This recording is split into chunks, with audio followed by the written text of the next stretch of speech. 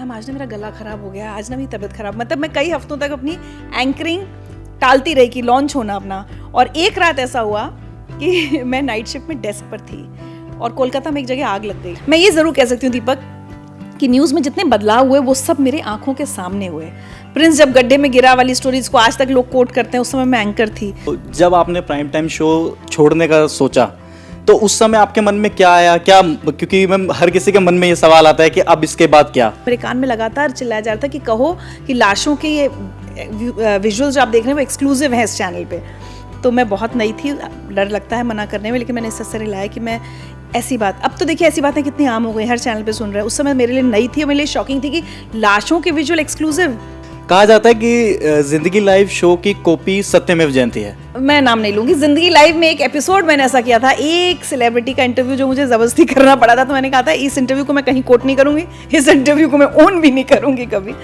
ऐसी कौन सी स्टोरी थी जो आपको आज भी आपको उस पर प्राउड फील होता है कि यस मैंने ये स्टोरी की?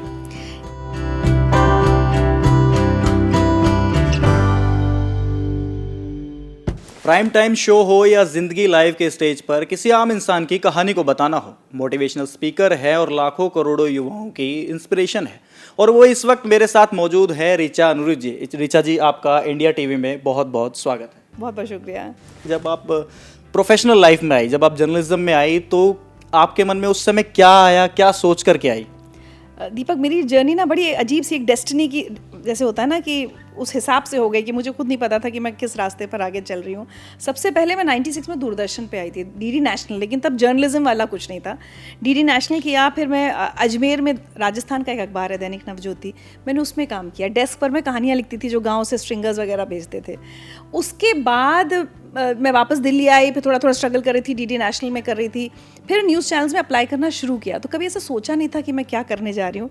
इनफैक्ट मैंने उस ज़माने में जर्नलिज्म का कोर्स जी न्यूज़ ज्वाइन करने के बाद किया था, ये उतनी समझ नहीं होती थी, 2002 की बात बता रही हूँ। तो बस जब आई तो एक कहते हैं ना कि कुछ लोग कुछ सीख के आते हैं, और मैंने सब कुछ ऑन द जॉब सीखा कि वॉइस ओवर किसे कहते हैं, स्क्रिप्ट कैसे लिखी जाती है। बुलेटिन करने से बहुत दिनों तक मैं बचती रही। तब निधि कुलपति मैम इंचार्ज होती थी एंकर चार्ट बनाने की, वो हर हफ्ते मेरा चार्ट में नाम लिखती थी और मैं कहती थी मैम आज ना मेरा गला ख़राब हो गया, आज ना मेरी तबीयत ख़राब, मतलब मैं कई हफ्तों तक अपनी एंकरिंग टालती रही कि लॉन्च होना अपना। और एक रात ऐसा हुआ कि मैं नाइट शिफ्ट में डेस्क पर थी और कोलकाता में एक जगह आग लग गई। उस समय ना ब्रेकिंग न्यूज़ का इतना बस शुरू ही हो ही रही थी ब्रेकिंग न्यूज़। तो बॉसेस को बताया गया कि सर आग लगी। उन्होंने कहा अच्छा ऑफिस में कौन है? तो उन्होंने कहा एंकर तो कोई है नहीं। तो बोले और कौन है? डेस्क पे कौन काम कर रहा है? उन्होंने कहा ऋचा अनुरुद्ध काम करी। बोले आज उसको बिठा दो, बहुत हफ्तों से बच रही है वो बुलेटिन करने से, आज उसको बिठा दो। आप सोचिए, ना मुझे टेलीप्रॉम्प्टर पढ़ना आता था, कुछ नहीं आता था। रिपोर्टिंग करी, सब कुछ ऑन द जॉब सीखा मैंने। मैम मेरे जैसे बहुत सारे जर्नलिस्ट हैं जो आपको देख करके सीख रहे हैं, तो अब अगला सवाल से यही रहेगा कि आपके टाइम का जर्नलिज्म कैसा था और अब के टाइम के जर्नलिज्म को आप कैसे देखती है, क्या अंतर आया? देखिए, सबसे बड़ी बात तो वही है कि बहुत नॉइज़ हो गई है। हमारे टाइम में जब लोग, मैं न्यूज़ भी पढ़ती थी और मैंने रिपोर्टिंग भी की है, और इनफैक्ट बहुत टफ डे एक होता था कि मतलब आप सुबह गए, पहले आपने अपनी स्टोरी शूट की है, फिर जब मैंने बिल्कुल शुरू किया था तब लैपटॉप्स वगैरह नहीं होते थे, तो हम हाथ से अपनी एक स्टोरी लिखते थे, फिर हमें अपना टेप वगैरह खुद इंजेस्ट करना होता था, फिर एडिटर के साथ खुद बैठ के एडिटिंग कराओ, फिर बुलेटिन करो साथ में, बुलेटिन के बीच में जब गैप हो अपनी स्टोरी चेक कराओ, ये सब होता रहता था। हाँ, लेकिन न्यूज़ बहुत पीसफुल होती थी, और एक बुलेटिन का मतलब है, एक बुलेटिन शुरू होती थी हेडलाइन से, फिर हार्ड न्यूज़ से, फिर आते आते एक सॉफ्ट स्टोरी से ख़त्म होती थी। तो वो एक कंप्लीट पैकेज होता था। वो अब मुझे पता नहीं अब किसी चैनल पे है या नहीं, ऐसी कोई बुलेटिन में मुझे कहीं दिखती नहीं। दूसरा, हम कभी जजमेंटल नहीं होते थे, हम सिर्फ खबर बताते थे कि इन नेता की ये रैली हुई, इस भाषण में ये कहा गया। अब मुझे लगता है एंकर्स या पूरा ओवरऑल चैनल्स बहुत जजमेंटल हो गए हैं हर चीज़ को लेकर। उतना नहीं होता था, उतना लूप पर एक ही एक खबर चलाने का तब नहीं था। धीरे धीरे मैं ये ज़रूर कह सकती हूँ दीपक कि न्यूज़ में जितने बदलाव हुए वो सब मेरे आंखों के सामने हुए। प्रिंस जब गड्ढे में गिरा वाली स्टोरीज को आज तक लोग कोट करते हैं, उस समय मैं एंकर थी। स्वर्ग की सीढ़ी के समय मैं एंकर थी। तो बहुत सारी ऐसी खबरें जिनका लोग नाम लेते हैं ना कि अरे यहाँ से न्यूज़ ने अलग टर्न लेना शुरू किया, उन सब की मैं विटनेस रही हूँ, ये कह सकते हैं। आपने ma'am prime time show host किया है, तो जब आपने प्राइम टाइम शो छोड़ने का सोचा तो उस समय आपके मन में क्या आया, क्या, क्योंकि मैम हर किसी के मन में ये सवाल आता है कि अब इसके बाद क्या, और जो आपने सोचा तो आपके मन में ये भी आया होगा कि मैंने ये सोचा है और वो ना हो पाया तो क्या? नहीं, क्या हुआ था, मैंने प्राइम टाइम एंकरिंग जब मैं कर रही थी तो धीरे धीरे, जैसे मैं कह रही हूँ ना कि न्यूज़ में थोड़ा ये सब शुरू हो गया था, तो मुझे अच्छा नहीं लग रहा था। मुझे ऐसा लग रहा था हम ये क्या न्यूज़ पढ़ रहे हैं। मुझे याद है अभी भी आरुषि मर्डर केस हुआ था, उसी समय निठारी कांड हुआ था, तो जिस तरह से न्यूज़ प्रेजेंट हो रही थी आई वॉज अनकम्फर्टेबल। लेकिन आपके पास कोई और ऑप्शन नहीं होता तो आप करते रहते हो, भाई नौकरी है। 2007 में मेरी ज़िंदगी में ज़िंदगी लाइव आया, तो ऐसा नहीं कि मैंने न्यूज़ तुरंत छोड़ी। जब मैं ज़िंदगी लाइव करने लगी और वो फिर मेरी ज़िंदगी का इतना एकदम अटूट हिस्सा होता गया, फिर न्यूज़ से, जैसे कहते हैं ना दवाई से आप वीन आउट करते हो ना किसी चीज़ से, तो न्यूज़ धीरे धीरे मेरी कम होने लगी। क्योंकि मैं अपने बॉसेस से कहती थी कि देखिए मैं एक काम कर सकती हूँ, तो मैं न्यूज़ पढ़ सकती हूँ या मैं ज़िंदगी लाइव जैसा सेंसिटिव शो कर सकती हूँ। तो फिर धीरे धीरे अच्छा चलो 3 बुलेटिन से 2 पे आए, 2 से 1 पर, ऐसे ऐसे करके फिर 2013 में जब मैंने चैनल छोड़ा तब तक ज़िंदगी लाइव के 6 सीज़न हो चुके थे। तो क्या सोच के छोड़ा मुझे आज भी नहीं पता, लेकिन लगा था कि कुछ और करूँगी, कुछ नया करूँगी। बट ज़िंदगी शब्द ने और उस शो ने मेरा पीछा छोड़ा नहीं, तो आज तक साथ है। पत्रकार रहते हुए आपने कोई स्टोरी को डिनाई किया हो, और वो अगर हाँ तो वो कौन सी स्टोरी थी? क्योंकि ये आइडिया हमें भी चाहिए। नहीं, एक्चुअली उस समय इतना, एज आई सेड, इतना ये वाला इतना प्रेशर ये सब होता नहीं था। बट मुझे ये एक सिर्फ याद है कि हम लोग गोवा में थे, मैं फिल्म फेस्टिवल कवर किया करती थी, तो फिल्म फेस्टिवल कवर करना तो अच्छा इंटरेस्टिंग होता था। और इनफैक्ट उससे पहले दिल्ली में जब होता था फिल्म, आपको पता है इफ़ी पहले दिल्ली में होता था, हमारे सामने ही वो फिर गोवा में शिफ्ट हुआ था वेन्यू। वहाँ पे मुझे याद है कि एक बार ऑफिस से फ़ोन आया कि फिल्म फेस्टिवल के साइड लाइन्स में भी कुछ कुछ इवेंट्स होते हैं, तो एक लॉन्जरी फैशन शो हो रहा है, आपको वो करना है। मैं बहुत नई थी, मुझे लगा कि, लेकिन मैंने मना किया था। मुझे याद है एज एन एंकर मैं कभी नहीं भूलती, सुनामी जब आई थी तब मैं सुबह, उसके अगले दिन सुबह एंकर कर रही थी और मेरे कान में लगातार चिल्लाया जा रहा था कि कहो कि लाशों के ये विजुअल्स जो आप देख रहे हैं वो एक्सक्लूसिव हैं इस चैनल पे। तो मैं बहुत नई थी, डर लगता है मना करने में, लेकिन मैंने इस तरह लाया कि मैं ऐसी बात, अब तो देखिए ऐसी बातें कितनी आम हो गई, हर चैनल पे सुन रहे हैं। उस समय मेरे लिए नई थी और मेरे लिए शॉकिंग थी कि लाशों के विजुअल एक्सक्लूसिव, अब तो आपकी ज़िंदगी का हिस्सा हो गया, राइट। बट मैंने ऐसे सर हिला के कहा था ये मैं नहीं बोलूँगी। तो ऐसे मौके और मतलब बहुत बार आए हैं, बहुत बार हम लोगों ने मना किया कि ये नहीं कर सकते, ये नहीं हो पाएगा। ज़िंदगी लाइव शो, इस शो के शुरू करने के पीछे क्या विचार था, क्या मोटिव था आपका, और आपको लगता था इतना सक्सेसफुल होगा? एक्चुअली ज़िंदगी लाइव शुरू करने का डिसीजन तो मेरा नहीं था, मैनेजमेंट का था।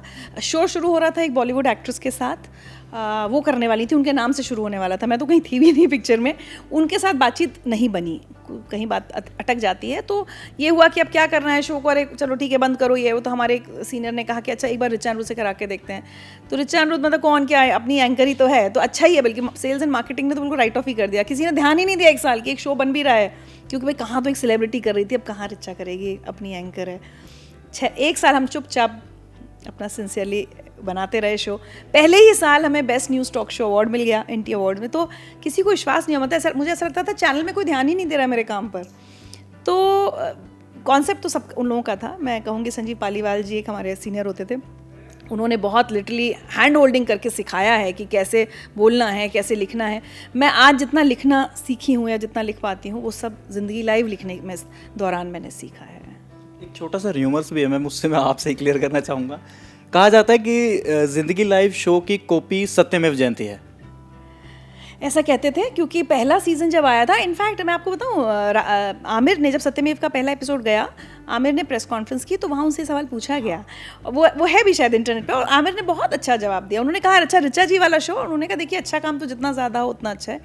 पहला जो उनका सीज़न था उसमें आई थिंक 11 एपिसोड्स शायद उन्होंने किए थे, जिसमें से 7 एपिसोड्स उन टॉपिक्स पे थे जिस पे हम ज़िंदगी लाइव कर चुके थे, और हमारा ही गेस्ट उनके शो पर गया था।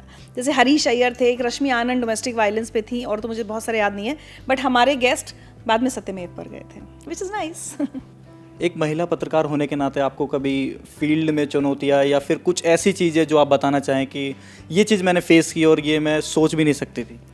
देखिए ये तो है हम लोगों के साथ की, अब हम लोग कई बात करते हैं, अब लाइफ बहुत कंफर्टेबल हो गई, जैसे पब्लिक टॉयलेट्स वगैरह की एक्सेस ना महिला रिपोर्टर्स के लिए बहुत वो हो गई। मुझे याद है मैं मुंबई जाती थी 10 दिन का गणपति फेस्टिवल कवर करने, और उस समय कई बार ऐसा होता था कि जैसे आप खड़े हुए हैं, कभी भीड़ तंग कर दे रही है, आपको परेशान कर दे रही है, और उस समय इतना स्मार्टफोन और ये सब रील्स का चक्कर नहीं होता था। कई बार मुझे आज भी याद है एक विसर्जन के लिए हम लोग को बहुत ऊंची बिल्डिंग पे खड़ा होना था, आसपास कहीं वॉशरूम नहीं, और ये था कि आपको पूरी रात भी खड़ा रहना पड़ेगा, तो लाल बाग के राजा का विसर्जन नहीं होगा। तो इस तरह की प्रॉब्लम्स, कहीं परेशान कर दिया जाना, कहीं किसी ने बदतमीज़ी कर दी, इस तरह की प्रॉब्लम्स का सामना तो किया है, और उसको करने की आदत होनी चाहिए। उसको बस कितना स्ट्रांगली आप उसको हैंडल कर पाते हैं, उसकी ट्रेनिंग मुझे लगता है आ ही जाती है वो, तब लड़कियां पर डरती नहीं। मुझे नहीं लगता हम फील्ड में रहने वाले हम में से कोई कभी डरा होगा कि कोई क्या कहेगा। इसी से कनेक्टिंग अगला सवाल है, ऐसी कौन सी स्टोरी थी जो आपको आज भी आपको उस पर प्राउड फील होता है कि यस मैंने ये स्टोरी की? एक लड़की ने हमें कांटेक्ट किया था बहुत दुखी होकर रोते हुए।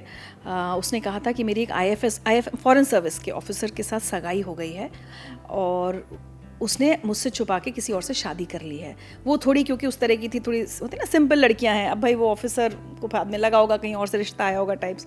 लेकिन ये है कि जैसे आजकल क्या होता है, आप अचानक सब चिल्लाने लगते हैं रिपोर्टर्स, मतलब जजमेंट पास। हमने वो नहीं किया था। हमने पहले इस लड़की से सारी सगाई की फ़ोटोज़ वोटोज़ चेक करी, उसके बाद हम उस ऑफिसर के पास गए। पहले याद है आपको, हमेशा स्ट्रिक्ट रूल होता था, स्टोरी नहीं चलेगी जब तक दूसरे साइड का वर्जन ना हो। अब नहीं होता ऐसा।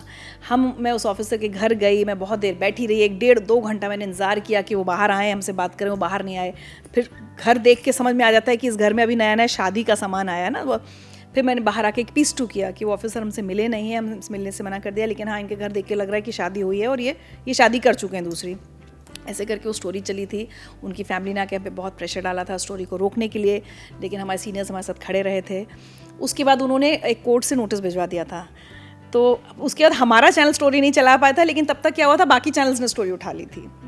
और मुझे बाद में पता चला, आई थिंक उनके खिलाफ एक्शन वगैरह हुआ था। मेरी कभी कोई मुलाकात नहीं हुई, बट हाँ वो स्टोरी बहुत बड़ी हो गई थी, बहुत सारे सब चैनल्स ने उठाई थी। और ऐसी कौन सी स्टोरी है जो आपने की और बाद में अफसोस हुआ?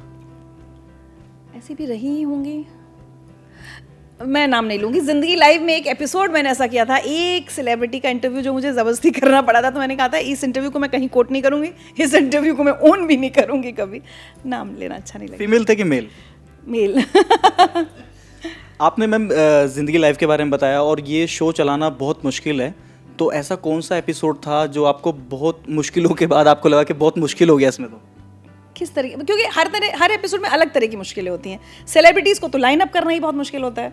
अभी ज़िंदगी लाइव से, अब जब मैं ज़िंदगी विद ऋचा करती हूँ, तो मुझे याद है कि फर्स्ट सीज़न से, क्योंकि मैं विद्या बालन जी की बहुत बड़ी फ़ैन हूँ, मतलब मैं पर्सनली भी उन्हें बहुत पसंद करती हूँ और हमारे मैसेजेस एक्सचेंज होते रहते हैं। लेकिन फर्स्ट सीज़न से शुरू के फाइनली मैं उनका इंटरव्यू शायद 5th सीज़न में कर पाई थी, और हमने शुरू ये कहते हुए ही किया, इंटरव्यू की शुरुआत ऐसे हुई। तो सेलिब्रिटीज़ के साथ ये बहुत होता है, आप उनको बहुत मतलब महीनों सालों इंतज़ार करना पड़ता है। कुछ और स्टोरीज़ के साथ सेंसिटिविटी वाला इशू होता है कि भाई इसको कैसे प्रेजेंट करना है, इसके बारे में क्या कहना है। तो ज़िंदगी लाइव और ज़िंदगी ऋचा में तो हम लोगों ने ये ऐसी स्टोरी ज़्यादा की हैं, तो वो बहुत चैलेंज होता है कि हर किसी का रिस्पेक्ट वैसा रहे, कितना बोलना है, कितना रिवील करना है, कितना नहीं करना। सेलिब्रिटी से तो सिर्फ लाइन अप करने की बहुत दिक्कत रहती है। तो पर्सनल और प्रोफेशनल लाइफ को आप बैलेंस कैसे करते? प्रायोरिटीज़ क्लियर रहनी चाहिए कि अगर बेटी से जुड़ा कोई कहीं फंक्शन है, या अपनी फैमिली का कुछ इवेंट है, या कुछ भी है, या फैमिली को उस समय मेरी ज़रूरत है, तो फिर फैमिली है, उसके अलावा फिर काम है। आपकी लाइफ में सबसे बड़ी इंस्पिरेशन कौन है? मेरी लाइफ में सबसे बड़ी एक्चुअली बहुत अलग अलग लोगों से, मैं तो कहती हूँ कि हर किसी से कुछ सीखने को मिलता है। मैं हर गुरु पूर्णिमा पे शायद यही एक स्टेटस मेरा फिक्स है। कुछ चीज़ मैं सितार वादक पंडित रविशंकर के साथ काम किया है, कुछ उनसे सीखी है। अगर टाइम का डिसिप्लिन सीखा है तो मैंने अमिताभ बच्चन जी से सीखा है कि कैसे वो सेट पर बिल्कुल टाइम पर आते हैं। मैंने अपने बहुत सारे बहुत आम गेस्ट, मतलब मैं उनका नाम बोलूँगी तो आप जानते भी नहीं होंगे, लेकिन उनसे कुछ सीखा है। अभी हाल में मैंने प्रतीक्षा तोंडवलकर जी की स्टोरी की थी, जिन्होंने state bank of India sweeper की तरह ज्वाइन किया था और AGM से रिटायर हुई। उन्होंने पढ़ाई की वैल्यू पे और पढ़ते रहने की वैल्यू, जब हम लोग सोचते हैं ना हो गया हमारी ज़िंदगी में, जहाँ आ गए, वो उन्होंने मुझे सिखाया कि नहीं, लाइफ में कुछ कुछ नया सीखते रहना चाहिए। तो ऐसे ना मैंने अपने हर गेस्ट से कुछ ना कुछ सीखा है। तो कोई एक इंस्पिरेशन, हाँ, लेकिन सेलिब्रिटीज़ अगर कहें कि नाम में, तो पंडित रविशंकर और अमिताभ बच्चन। और छोटे थे तो हमेशा माँ कहती थी किरण बेदी की तरह बनना के। तो जब मैंने पहली बार ज़िंदगी लाइव में किरण बेदी जी का इंटरव्यू किया, तो मैंने कहा कि मैं किरण बेदी तो नहीं बन पाई, लेकिन इस लायक बन पाई कि किरण बेदी का इंटरव्यू कर सकूँ। तो अलग अलग लोग हैं। आपकी बेटी और आपके परिवार का आपके इस जनरे में कितना योगदान रहा? बहुत माँ का सबसे बड़ा, क्योंकि जब बेटी छोटी थी तब मैं एकदम स्ट्रगलिंग न्यू एंकर थी, और उस समय हम लोग के, अब आजकल तो मैं देखती हूँ फिर भी बड़े अच्छे से एंकर्स के स्लॉट्स होते हैं। हमारे तो अब एंकर करने बैठे हैं 6 बजे 7 बजे, तो 8 की बुलेटिन भी कर रहे हैं, 9 की भी कर रहे हैं, 10 की भी कर रहे हैं, ब्रेकिंग न्यूज़ आ गई तो 12 बज रहा है, 1 बज रहा है। तो मेरी माँ ने संभाला। मेरे हस्बैंड ने कभी एक वो जो मतलब हमेशा बहुत सपोर्ट किया, हमेशा ही is always been behind my back. जो करना है करो, मतलब मुझे नहीं लगता कभी उस तरह के मेरे कोई इश्यूज़ फेस करने पड़े कि ये क्यों कर रही हो, या यहाँ क्यों जा रही हो, देर से क्यों आई, इस तरह का कुछ नहीं हुआ। बेटी तब तो छोटी थी, लेकिन हाँ अब मुझे लगता है उसकी आंखों में वो देखती हूँ प्राइड अपने लिए, और मेरी भतीजी है, so they both take a lot of pride in what I have been doing, तो अच्छा लगता है उनको देखकर। अब मैम सवाल नहीं रहेंगे, एक रैपिड फायर रहेगा। तो मैं एक रैपिड फायर करूँगा, आपको एक शब्द में उसका जवाब देना होगा। आपकी फेवरेट बुक कौन सी है? फेवरेट बुक, मैं ओशो की किताबें बहुत पढ़ती हूँ और आजकल मैं ऑटोमिक हैबिट्स पढ़ रही हूँ। मुझे ऐसा लगता है जब ख़त्म हो जाएगी तो इसको मैं अपना फेवरेट बुक कहूँगी। वैसे ओशो की बुक्स। टीवी या यूट्यूब? यूट्यूब। चाय या कॉफ़ी? चाय। एक शब्द में ऋचा अनिरुद्ध। जुनूनी। जिस काम को पकड़ लिया वो फिर जिद से उसको पूरा करना ही है, no matter what. Ma'am thank you so much India TV में जुड़ने के लिए। Thank you Deepak, thank you.